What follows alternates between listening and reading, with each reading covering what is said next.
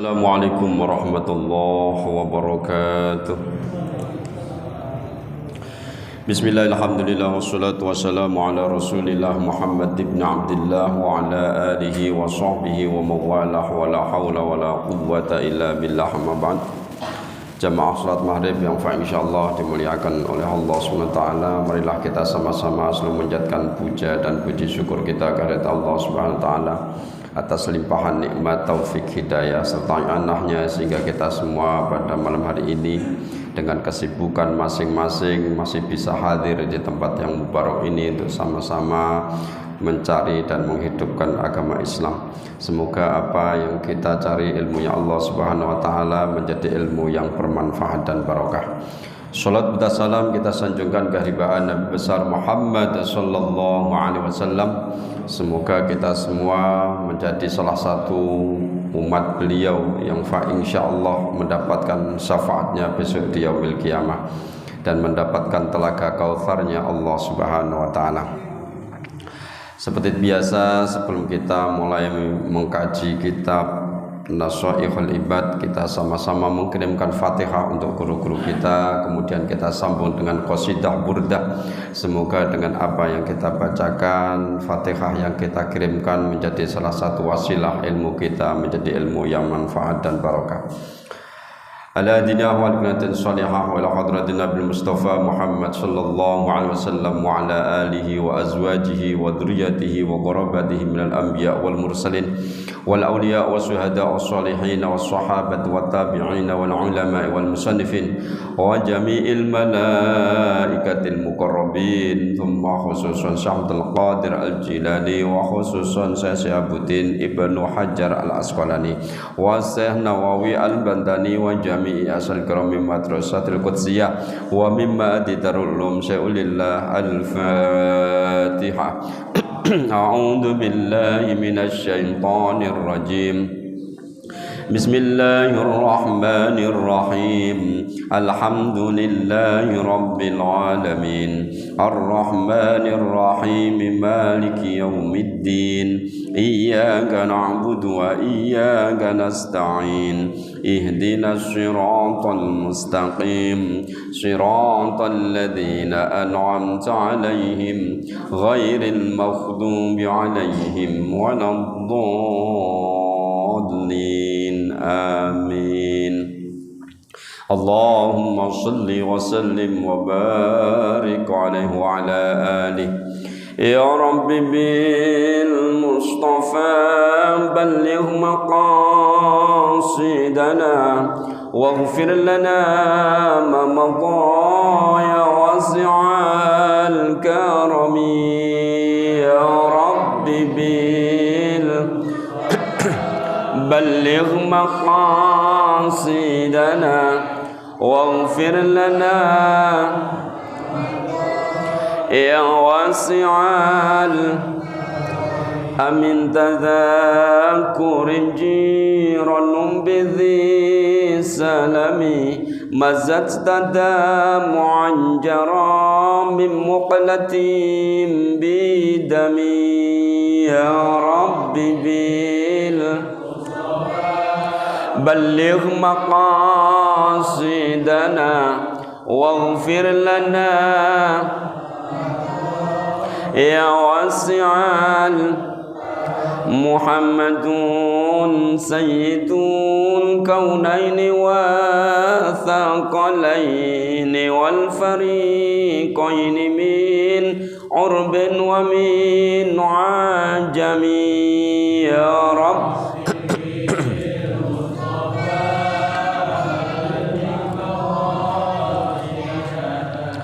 waghfir lana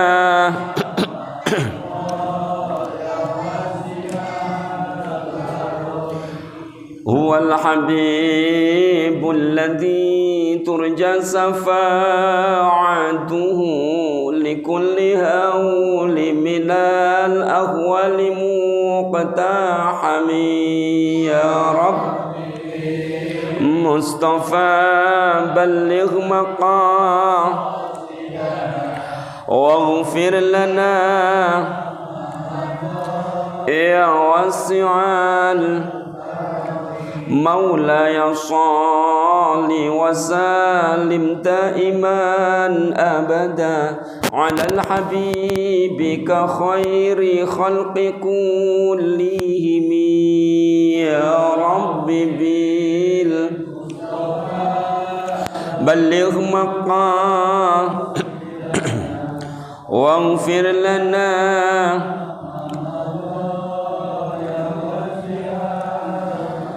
اللهم صل وسلم وبارك عليه وعلى آله. قال المصنف رحمه الله تعالى ونفعنا به وبعلومه في دارين آمين يا رب العالمين. وما زال yusini bisiwak hatta dhanantu annahu faridah. Ngulang sedikit kemarin. Wa mazala dan tidak putus-putus selalu yusini berwasiat nih kepadaku. Siapa yang selalu tadi? Malaikat Jibril. Bisiwaki untuk gosok gigi, siwakan. Kemarin sudah saya terangkan.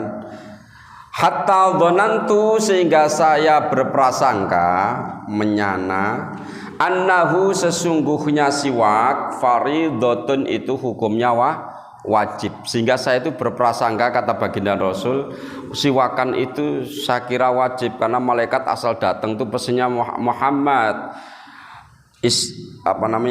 siwak, Muhammad siwak. Seluruh Nabi Muhammad itu mesen umatnya untuk siwakan, gosok gigi. Ini penting sekali karena banyak manfaatnya dari gosok gigi. Kemarin saya terangkan salah satunya adalah membersihkan gigi. Yang kedua mengeluarkan bulghom. Bulghom itu riak, dahaknya itu akan mudah keluar sehingga suaranya akan bening.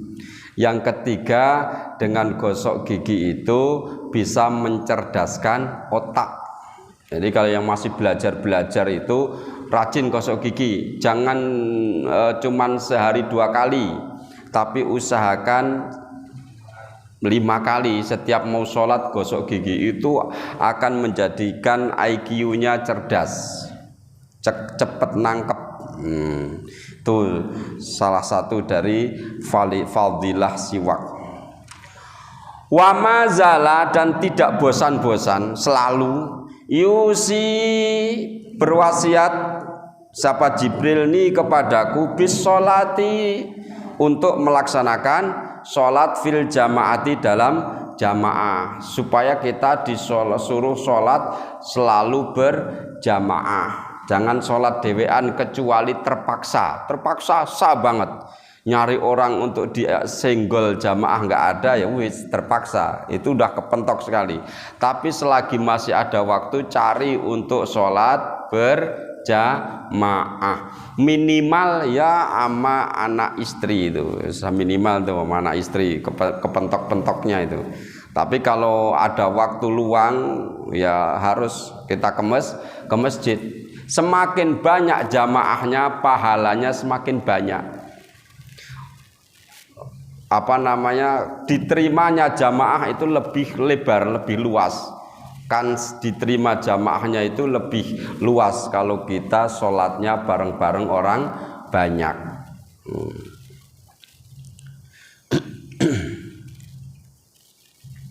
Jadi jamaah itu luar biasa. Di samping pahalanya banyak, juga menggugurkan dosa. Langkah kita dari rumah ke masjid itu satu membawa kebaikan, satu membawa keberuntungan. Satu lagi maghfirah, satu lagi kebaikan, keberuntungan. Satu lagi ampunan, langkah sekali ampunan, langkah selanjutnya mendatangkan berkah. Tuh.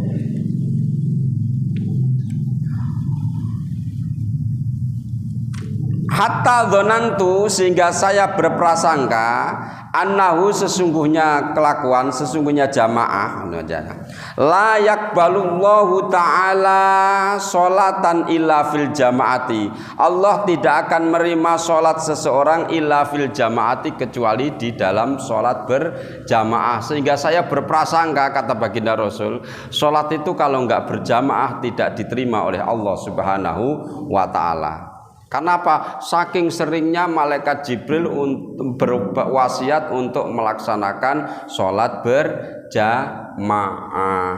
Ya kemarin-kemarin gimana ya, nggak apa-apa. Kita pernah juga sering lah dulu sholat sendirian. Sekarang udah tahu, usahain sholat berjamaah. Alasannya apa kalau nggak mau sholat berjamaah? Kalau alasannya itu syar'i nggak masalah. Tapi kalau alasannya cuma capek, mohon maaf nih, baru pulang kerja, tapi udah sampai rumah denger adzan, cuma alasannya capek, itu nggak masuk alasan. Dalam hukum syariat tidak termasuk alasan. Capek banget ya, nggak masuk alasan. Karena alasannya udzur sholat kan cuma dua, lupa dan tidur. Udah, kalau nggak tidur lupa, kecuali sakit parah. Kalau jamaah sakit nggak kuat bener untuk berjamaah ke masjid, kepalanya puyeng, nyut-nyutan gitu, buat jalan tuh goyang. Atau kemarin waktu musimnya corona baru jalan sekalangkah dua langkah rasanya mau mutah, itu ya jangan. Enggak apa-apa, enggak jamaah. Tapi kalau sehat, seger buger, enggak ada masalah, enggak jamaah, itu enggak ada alasan namanya.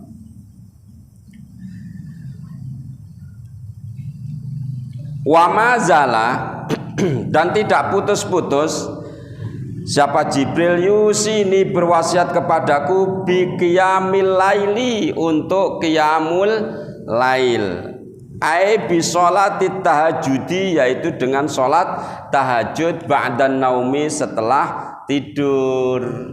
Jadi malaikat Jibril pesan terus kepada Nabi Muhammad untuk menghidupkan malam dengan qiyamul lail. Qiyamul lail itu di malam hari kita bangun terus sholat. Sholat malam itu macamnya banyak. Sama kata ulama, semua rangkaian sholat malam itu yang dinamakan tahajud. Karena apa? Dalam Al-Quran, wa minal laili fatahajjat bihi nafilatan laka asa ayyab'atsaka rabbuka maqamam mahmuda, surat Al-Isra itu. Wa minal lail, dan dari sebagian malam, fatahajjat, maka tahajudlah kalian, nafilatan, dengan melaksanakan kesunahan-kesunahan, sholat-sholat sunnah. Jadi rangkaian sholat malam itu ada ulama yang mengatakan semua rangkaian malam sholat malam itu namanya tahajud. Tapi ada yang membagi-bagi sholat malam itu, ada yang namanya sholat taubah, ada yang namanya sholat hajat, ada yang panjang nih, panjang sholat tasbih. Sholat tasbih itu kalau nggak dijalanin bareng-bareng kayaknya pada males, termasuk saya. Jadi sholat tasbihnya tiap Ramadan di hari-hari akhir, 10 akhir itu pun ngambil yang ganjil doang tuh. Nah itu kalau di masjid kita diadain supaya apa? Supaya kita itu paling tidak setahun sekali kita pernah sholat tasbih. Karena sholat tasbih itu walaupun nggak wajib, itu usahain kalau bisa setiap hari. Kalau nggak bisa seminggu sekali. Kalau nggak bisa juga sebulan sekali. Kalau nggak bisa juga setahun sekali. Nggak bisa juga yang seumur hidup sekali. Kalau nggak bisa juga ya nemen dah, seumur hidup sekali aja nggak jalani sholat tasbih. Karena sholat tasbih itu agak panjang. Kenapa panjang? Setelah kita niat baca Fatihah, baca surat, kita sambung lagi dengan membaca tasbih, subhanallah walhamdulillah wala ilaha illallah wallahu akbar. Itu diulang pas berdiri habis baca surat itu 15 kali. Terus ruku berapa? 10, iktidal 10, sujud 10, duduk di antara dua sujud 10, sujud lagi 10, mau berdiri itu istirahat, namanya jalsatul istirahah, duduk istirahat. Duduk istirahat itu membaca juga berapa? 10 itu dilakukan kayak gitu 4 rakaat dengan 2 kali salam. Kan lama itu. Kalau sendiri aras-arasen, tahu aras-arasen? Ya malah mau aras-aras untuk piye to. Males-malesan karena panjang. Nggak panjang. Tapi kalau tahajud, ya, sholat taubat itu masih pendek. Kenapa? Kalau sholat sendiri dikebut juga kan, Fatihah, kuliah, kulhu, Fatihah, kuliah, kulhu, Fatihah, kuliah, kulhu, selesai itu cepat. Tapi kalau sholat tasbih, Fatihah, kuliah, kulhu, bener, tapi ditambahin tasbih itu jadi panjang. Kalau nggak kuliah, kulhu, boleh banget. Maksudnya itu surat yang pendek yang umum dibaca. Terus ada sholat hajat. Sholat hajat itu ada beberapa versi ya. Ada yang sholat hajat itu rakaat pertama membaca kulhu 10, rakaat kedua kulhu 20, terus salam, maksudnya sampai rakaat kedua salam, terus berdiri lagi baca selanjutnya kulhu lagi 30, rakaat keempat kulhu 40. Ada versi yang ngajarin ijazah gitu, ada yang kuliah 10 kali rakaat pertama, rakaat kedua baca kulhu atau al-ikhlas 10 kali, salam, udah nggak dilanjutin. Ada lagi yang sering saya jalankan itu sholat yang sering dijalankan Nabi Khidir menurut para habaib itu, yaitu rakaat pertama membaca ayat kursi 10 kali setelah Fatihah. Setelah Fatihah baca ayat kursi 10 kali. Allahu la ilaha illa huwal hayyul qayyum sampai akhir ya. Itu 10 kali. Terus rakaat kedua itu baca setelah Fatihah baca Al-Ikhlas 11 kali. Setelah itu selesai salam terus jangan berdiri, jangan bubar, jangan sholat yang lain, sujud lagi, tapi sudah di luar sholat, sujud baca sholawat 10 kali, terus disusul tasbih 10 kali, terus disusul dengan doa sapu jagat 10 kali. Di situ jangan diangkat dulu, setelah 10 hajat kita minta kepada Allah. Apa mintanya kita? Kalau bisa fokus satu aja, jangan hajatnya terlalu banyak. Insya Allah kalau satu diijabah oleh Allah. Hajatnya satu aja, minta pas sujud itu. Insya Allah ini sholat hajat kalau kita lakukan, insya Allah hajat kita akan dikabulkan oleh Allah Subhanahu Wa Taala. Itu sholat hajat. Aku nggak mau kalau 10 lama. Terus maunya sekali, ya nggak apa-apa.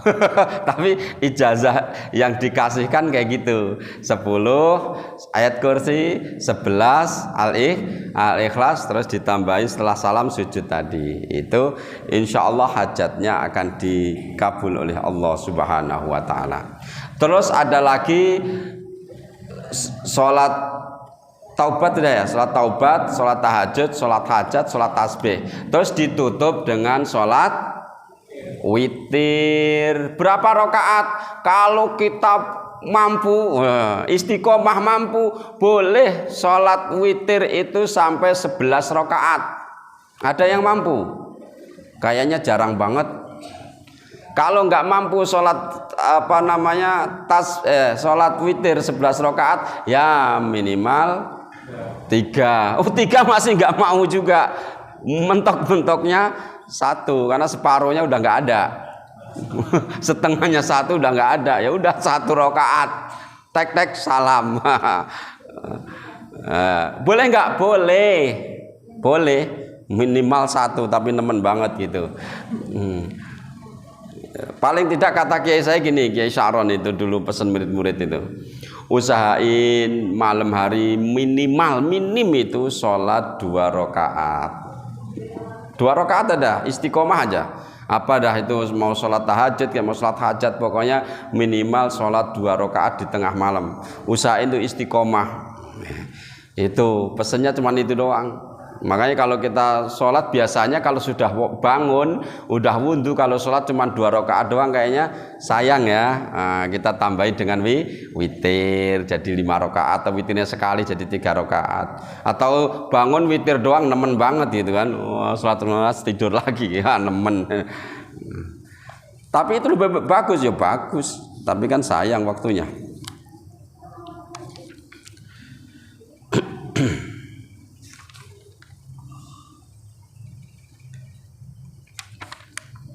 Wah, buka kemana tadi? Kena angin jadi hilang.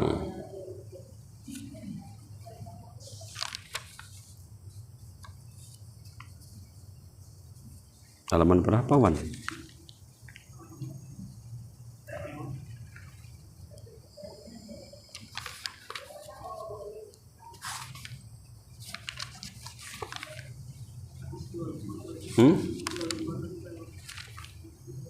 Oh, malah hilang kena angin jadi sampai mana tadi?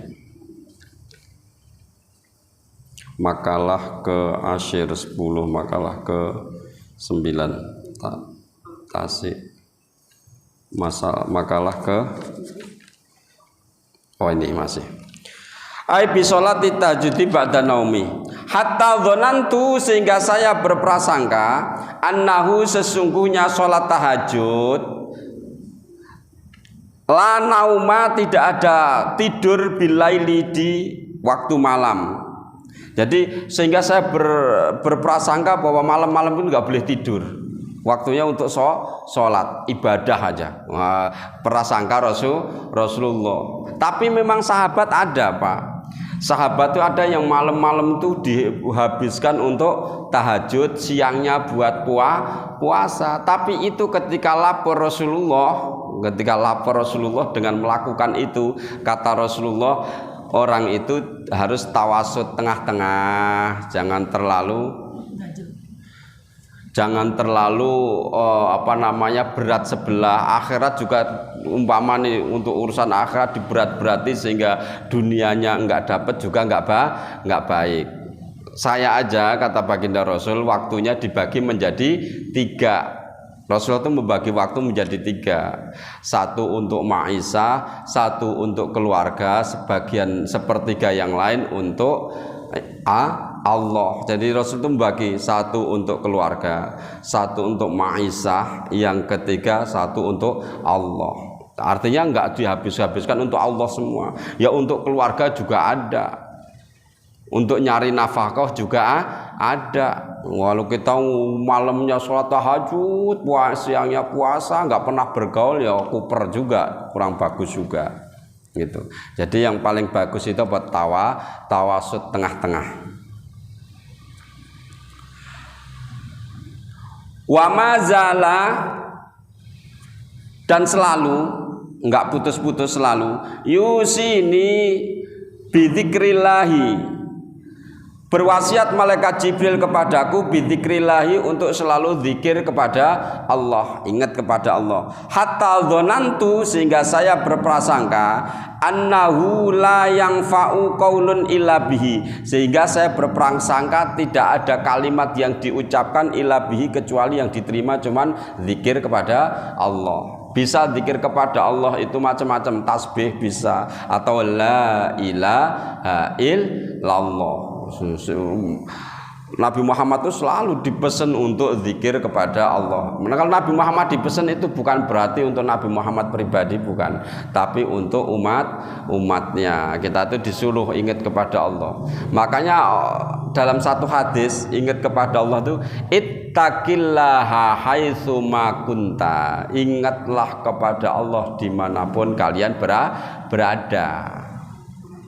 Ittaqillaha haitsu ma kunta wa atbi'is sayyi'atal hasanata tamhuha, dan ikuti perbuatan jelek dengan kebaikan. Tamhuha, maka kebaikan itu akan menghapus perbuatan-perbuatan yang enggak benar.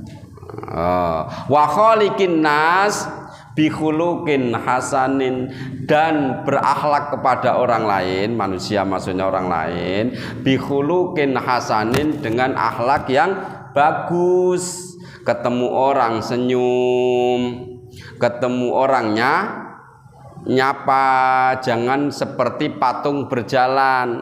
Wah, ketemu tetangganya nengok aja kagak. Padahal ngelihat itu ya, ngelihat itu pura-pura enggak lihat. Senyum gugah. Ini kira-kira gedekin apa nyenengin? Hah? Jelehi kan? Ya, makanya kalau ketemu yang kenal ya senyum minimal dah, minimal. Kalau pakai motor yang itu apa? Klakson tindin itu udah seneng itu. Kecuali, tapi kita juga jangan buruk sangka. Kecuali kadang orangnya kan lagi pikirannya banyak kan, ngelihat jalan tuh ngelamun. nggak lihat, itu jangan kita juga berprasangka jelek. Tapi lihat kesehariannya. Kalau kesehariannya nyapa waktu itu enggak, mungkin lagi nggak ngelihat kita, lagi ngelamun, lagi banyak masalah, bisa jadi. Sering Pak, kita sendiri juga sering berpapasan gitu, kita nggak ngerti udah lewat. Tadi siapa ya? Nah itu kadang kenapa? Karena kita lagi nggak fokus kita itu nggak tahu mikir apa gitu. Lagi ada yang dipikirin gitu, udah. Nah, kita kalau hal terjadi gitu, kitanya juga jangan berprasangka jelek. Tapi kalau tiap hari memang ketemu nggak pernah senyum, itu yang harus dirubah. Tiap hari ketemu di jalan dimanapun, baik jalan kaki maupun naik motor, nggak pernah nyapa, ya itu jadi masalah. Artinya apa? Ya kalau kita berani ingetin, Mas, kalau ketemu di jalan sama tetangga itu mboknya nyapa, mbok senyum gitu. Kenapa? Senyum itu sedekah yang paling ringan itu senyum. Tabassumuka fi wajhi akhika sodakoh.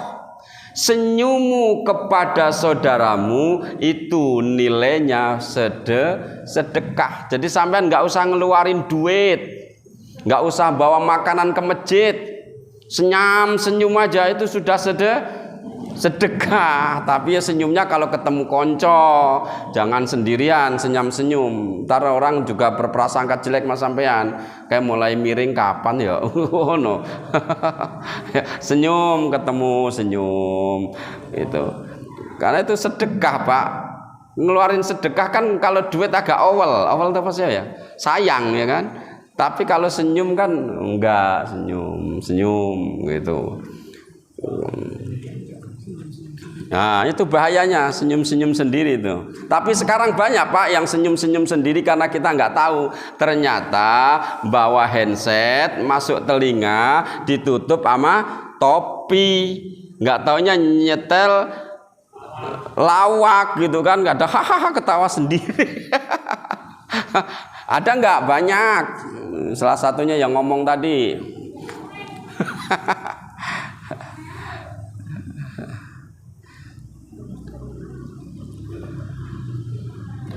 Jadi zikir kepada Allah Subhanahu wa taala fi kulli sa'atin, bukan fi kulli yaumin, fi kulli sa'atin, setiap saat.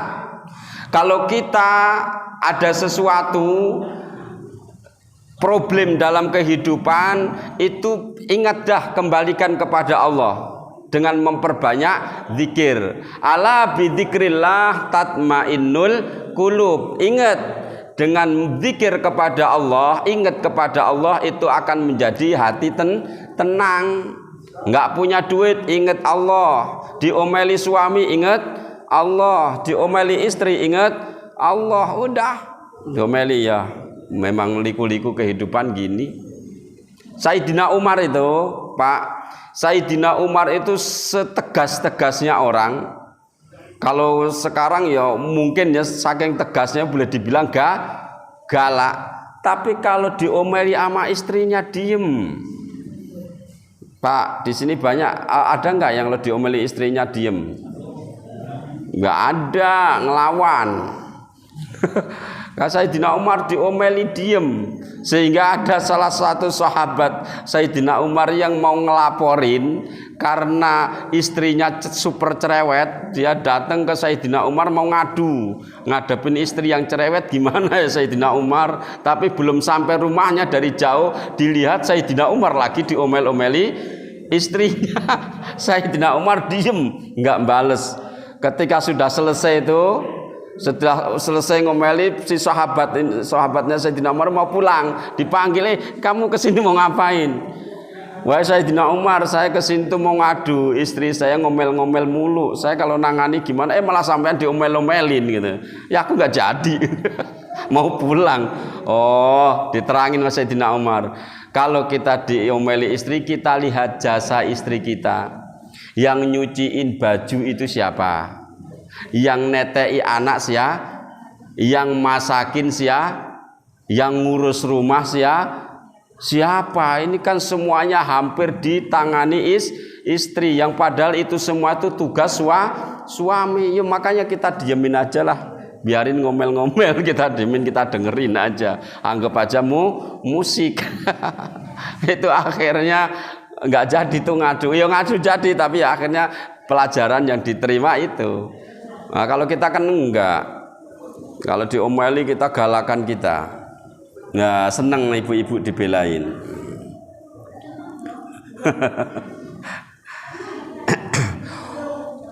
Berapa menit lagi? 11.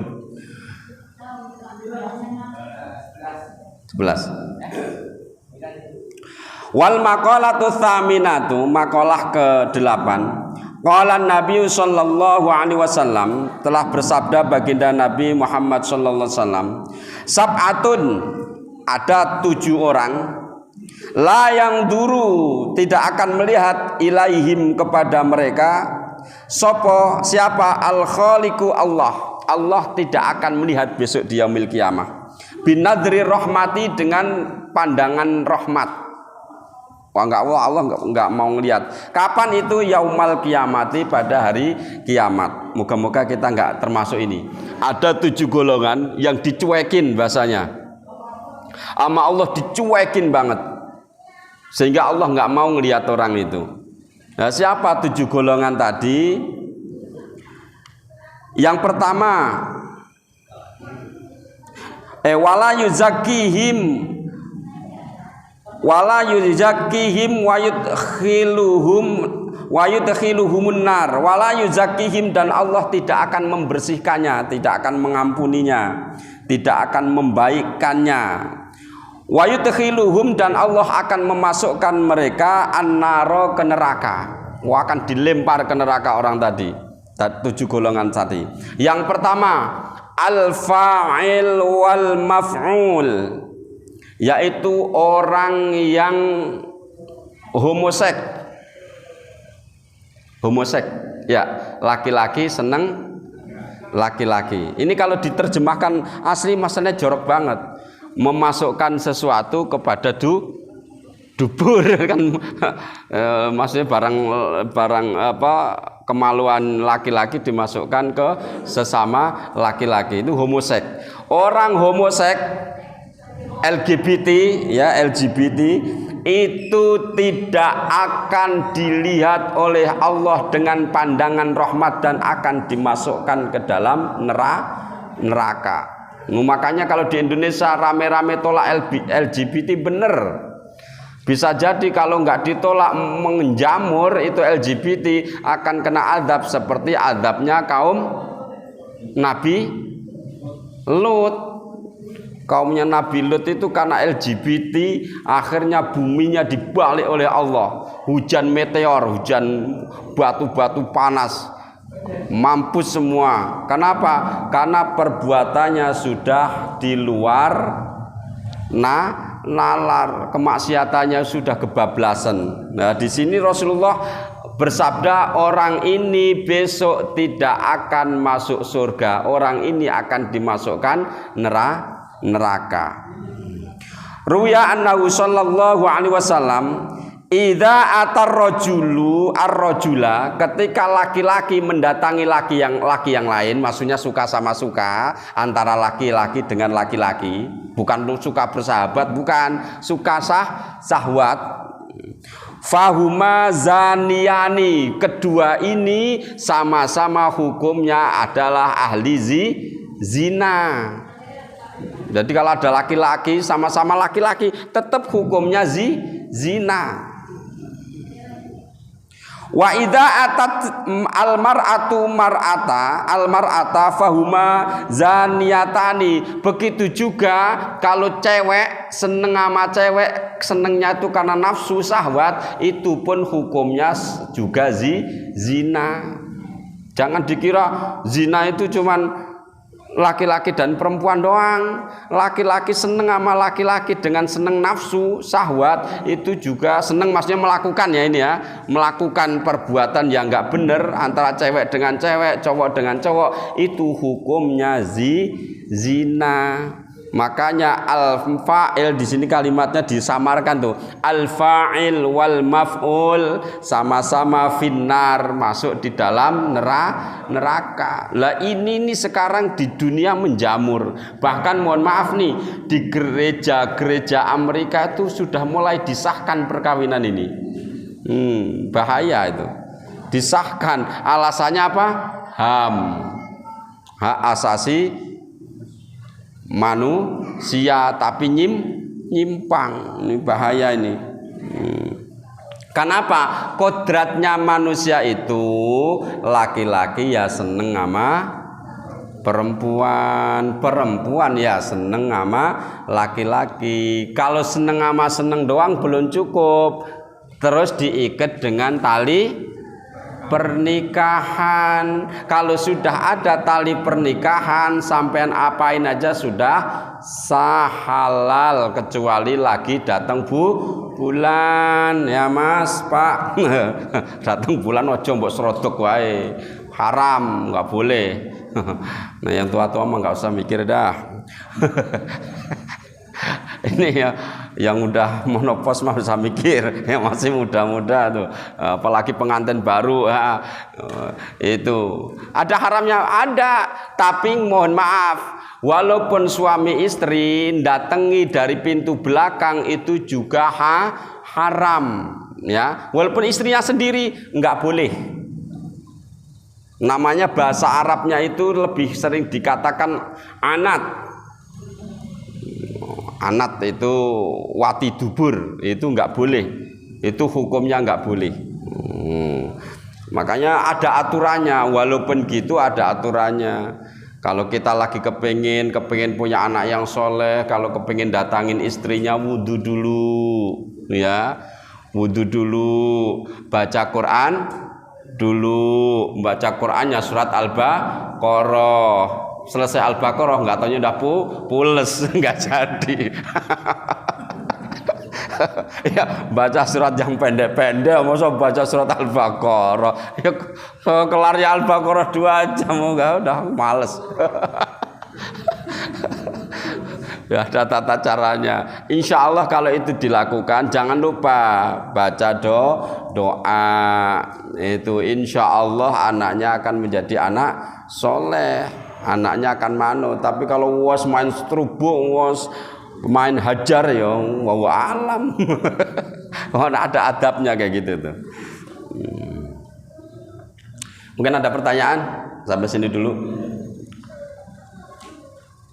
Kalau nggak ada kita lanjutkan. Berapa menit lagi, Pan? 3 menit nggak ada, masih banyak nih.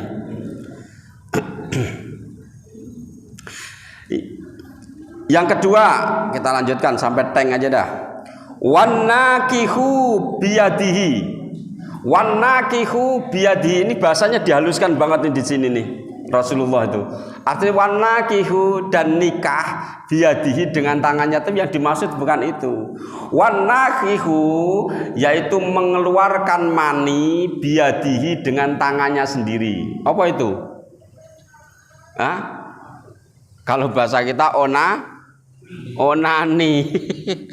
Ini nggak apa-apa lah vulgar, biarin hukum kok. Wanakihu biyadihi, mengeluarkan mani dengan tangannya, itu namanya onani. Wahwal mustamni, yaitu ya arah untuk mengeluarkan mani.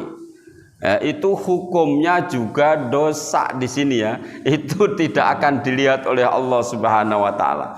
Pernah Ustaz tobat. Pernah Ustaz tobat? Udah pernah. Jangan jalanin lagi. Makanya dibuka pintu supaya kita nggak onani. Laki-laki harus nikah dengan perempuan supaya ada penyalurannya. Ini sampai situ sebenarnya keterangan ulama banyak. Ada yang membolehkan, bukan membolehkan ya. Bukan membolehkan, saya bilang bukan membolehkan. Ada kalau nggak salah itu madhabnya Imam Hambali atau Imam Malik gitu. Yang apabila ini kepepet banget, khaufulil anat itu takut banget jatuh kepada zina. Kalau nggak ada jalan keluar nih, kalau nggak berbuat itu, mengeluarkan mani dengan tangannya itu pasti aku zina. Itu ada yang mengatakan, mohon maaf nih, jangan nih. Ada yang mengatakan boleh. Tapi itu lil khaufil anat, dia benar-benar takut kepada zina. Artinya tuh kalau enggak bisa jadi bumerang itu. Nah, itu ada yang mengatakan boleh. Tapi kalau Imam Syafi'i enggak. Imam Syafi'i mengharamkan onani. Iya, jadi karena di sini jelas nih, orang yang onani tidak akan dilihat oleh Allah besok di yaumil kiamah, dan orang tadi akan diseret masuk ke dalam neraka. Ya ini ya mohon maaf, memang berat Pak, berat. Ya kalau kita pernah ya bertobat, caranya bertobat gimana? Ya jangan ngelakuin lagi. Tobat itu akan diterima oleh Allah ketika sudah tahu tidak akan melaksanakan lagi. Itu namanya tobat. Kalau kita tobat besok maneng itu namanya tobat sambel. Makan lagi besok. Bapak jeder bibirnya, besok ketemu rujak yang pedas, makan lagi. Itu namanya tobat sambel. Kalau tobat beneran ya udah kayak orang sunat tuh tobat beneran. Seumur-umur nggak ada aku dengar sunat 2 kali, nggak ada. Tapi jangan kayak tobatnya ibu beranak. Waduh sakit besok lagi. 2 belum cukup, tambah lagi 3. Kalau orang sunat kan enggak, sekali cukup seumur hidup. Wallahu a'lam bishawab. Karena terbatasnya waktu dan habisnya waktu karena masuk salat Isya, kita akhiri kajian ini. Semoga apa yang kita bahas pada malam hari ini bermanfaat untuk kita semua. Wabillahi taufiq wal hidayah. Assalamualaikum warahmatullahi wabarakatuh.